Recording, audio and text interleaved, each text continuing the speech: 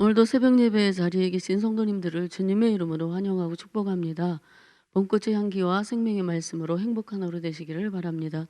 오늘 함께 묵상할 말씀은 누가복음 9장 12절부터 17절까지 제가 봉독하겠습니다. 거룩하신 하나님의 말씀입니다. 날이 저물어 가매 열두 사도가 나와 여짜오되 무리를 보내어 두루 마을과 촌으로 가서 유하며 먹을 것을 얻게 하소서. 우리가 있는 여기는 빈들이니이다. 예수께서 이르시되 너희가 먹을 것을 주라 하시니 여짜오되 우리에게 떡 5개와 물고기 2마리밖에 없으니 이 모든 사람을 위하여 먹을 것을 사지 아니하고서는 할 수 없사옵나이다 하니 이는 남자가 한 5,000명 됨이로라. 제자들에게 이르시되 때를 지어 한 50명씩 앉히라 하시니 제자들이 이렇게 하여 다 앉힌 후 예수께서 떡 5개와 물고기 2마리를 가지사 한 호로로 축사하시고 떼어 제자들에게 주어 무리에게 나누어 주게 하시니 먹고 다 배불렀더라. 그 남은 조각을 12바구니에 거두니라. 아멘. 오늘 본문은 우리가 너무나도 익숙하게 자주 들었던 이야기입니다. 예수님께서 물고기 2마리와 보리떡 5개로 장정만 5,000명을 먹이고 12바구니를 남긴 기적의 사건입니다. 예수님이 계신 곳에는 표적을 보려는 자들로 늘 인산인해를 이루었습니다. 이 벳세다의 빈들에서 사람들은 예수님의 그 은혜로운 말씀에 푹 젖어 있었고 병을 고침받은 환자들이 환호하는 뜨거운 열기 속에 빠져서 해가 지는 줄도 모르고 집으로 돌아갈 생각을 하지 않았습니다. 날이 저물어가자 제자들이 예수님께 와서 무리를 보내 마을과 촌에 가서 식사를 해결하도록 지시해달라고 요청합니다. 왜냐하면 무리가 모인 빈들에서는 먹을 것을 구할 수가 없었기 때문입니다. 그래서 예수님이 이렇게 말씀하십니다. 13절 상반절입니다. 예수께서 이르시되 너희가 먹을 것을 주라. 제자들은 참 난감했을 것입니다. 그런 예수님께서 지금의 상황을 몰라서 그랬을까요? 아니지요. 같은 사건이 기록된 요한복음 6장 6절에 이렇게 말씀하시면 친히 어떻게 하실지를 아시고 빌립을 시험하고자 하심이라. 이렇게 기록되어 있습니다. 그러니까 예수님이 이미 모든 것을 이루어 주실 것을 작정하시고 제자들에게 인간적인 한계를 초월하는 그런 명령을 주신 것이죠. 우리 이성으로는 납득할 수 없는 말씀들이 성경에 간혹 있습니다. 때때로 우리는 우리가 알고 있고 경험해 본 것 이상을 뛰어넘지 못하기 때문에 주님의 말씀에 순종하는 것을 어렵게 생각합니다. 그런 우리의 상식과 이해를 뛰어넘는 그런 순종은 주님의 놀라운 은혜를 그리고 그 하나님의 역사를 경험하게 되는 기회가 되는 것입니다. 예수님께서 너희가 먹을 것을 주라고 말씀하시자 제자들이 이렇게 말합니다.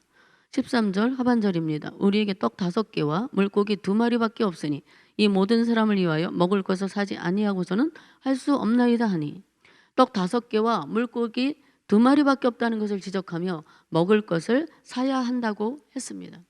지극히 현실적인 대답이죠. 그러나 그들이 이제껏 함께 하신 예수님이 어떤 분이십니까? 죽은 자를 살리시고 병든 자를 고치시며 기적과 이사를 베푸시는 것을 그들의 눈으로 직접 목격하고 체험했지 않습니까? 그런데 문제가 닥치자 금방 잊어버렸어요. 인간적인 계산법으로 두드려보고 불가능하다고 말하고 있는 것입니다. 예수님은 말없이 오병이어를 받아 드시고 50명씩 그룹을 지지 않도록 명령하시죠.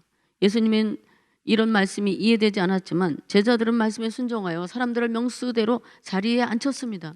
그러나 오병이어가 이 지극히 적은 것이지만 주님의 손에 들려지면 적은 것도 충분하다는 것을 그들은 곧 깨닫게 될 것입니다.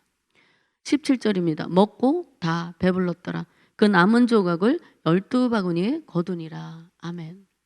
성경에는 더 이상의 설명은 없습니다. 어떤 과정을 거쳤는지 자세하게 기록되지는 않았지만 다 먹고 배불렀더라고 말씀합니다. 빈들에서 일어난 이 사건은 구약의 엘리야 선지자를 통해 사르밧 과부의 집에 통회가루와 병의 기름이 계속해서 채워진 사건과 엘리사 선지자를 통해 보리떡 20개와 자루 하나에 담은 채소로 100명의 무리를 배불리 먹이고 음식에 남은 사건과 같이 주님께서 계속 떼어주는 과정을 통해 떡과 생선이 끊임없이 공급되었을 것으로 추측해 볼 수 있습니다. 그러면 예수님 왜 이런 기적을 베풀어 주셨을까요? 주님이 전파하신 말씀을 권위 있게 하시고 그리고 예수님 자신이 바로 그리스도시며 살아계신 하나님의 아들이심과 생명의 떡이심을 교훈하시기 위한 것이었습니다. 이 말씀을 읽으면서 또한 감격하는 것은 제자들이 이런 부정적인 생각에도 불구하고 예수님이 배고픈 이들의 심정을 아시고 그들의 어려움을 해결해 주셨다는 것입니다. 먹고 마시는 것 모두가 하나님의 손에서 오는 것입니다. 풍요로운 세상의 소리가 옛날처럼 먹고 사는 문제가 절실하게 와닿지 않을 수도 있습니다. 그러나 누구도 장담할 수 없는 세상에서 우리는 살아갑니다.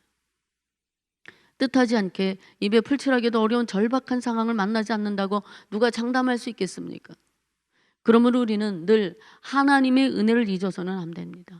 매번 수고한 대가를 들고 하나님께 진실로 감사하는 자는 모자람이 없게 하시는 은혜를 경험하게 됩니다.